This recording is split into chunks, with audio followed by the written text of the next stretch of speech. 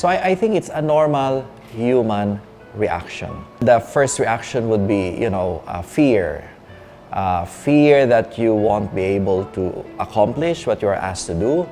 Fear that you do not have the necessary skills to do what you're supposed to do. We saw that in the Blessed Mother, no? When she asked, how can this be? How is this possible? The hesitation was, the order is so big, and I really do not know what to do, to be honest. And the Procurator General, Brother Ben, from the province of England, he told me, well, the one elected is free to say yes or no. But the chapter will still decide whether to accept the no. Because the chapter can compel the one elected.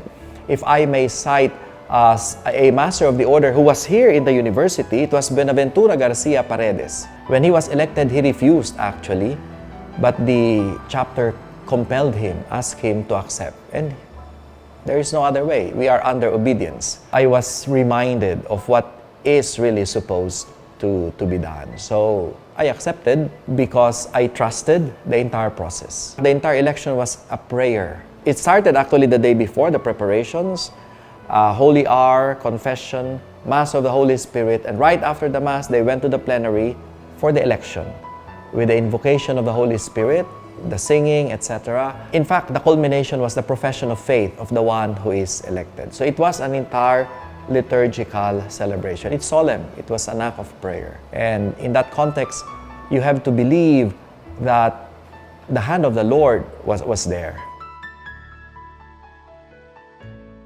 It is not the master of the order who determines the roadmap or the itinerary for the order. It is the general chapter. It is the general chapter that legislates what should be done for the next 3 years until the next general chapter and so on. Since 2010, the project was restructuring for the sake of the mission of the order. So provinces joining because provinces are shrinking in terms of the number of brothers in some parts of the world, but in other parts there is growth.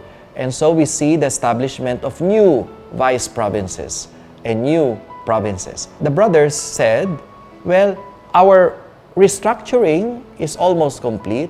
We should go to an internal restructuring.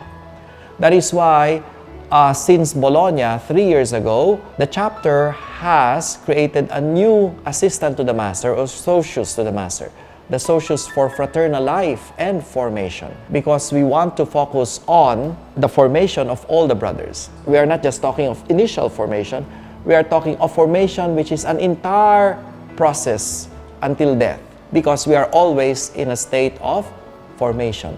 We are always learning something new. We are in a state of transition in life, stages of life and development, and we need to be formed. So that is one of the main foci of the order.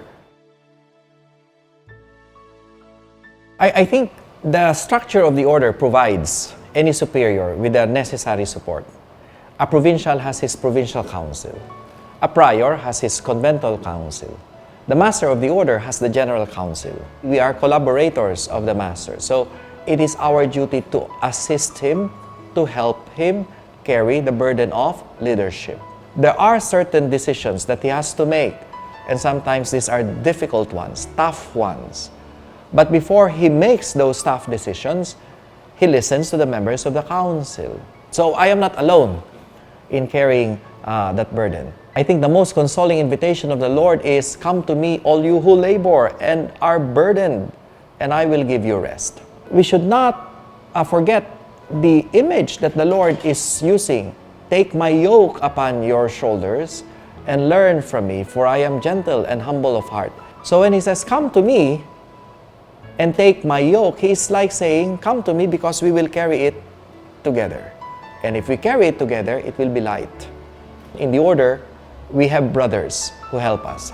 So it is not lonely at the top, because in the structure of the order, in all levels of governance or leadership, there are always brothers who are there to support and help, provide guidance, probably even present contradictory opinions, which is important so that the master, the provincial, or the prior can see other perspectives too. So when we listen to people whose opinions are contrary to our own, it is a form of a help because they help you avoid making errors because you were blindsided.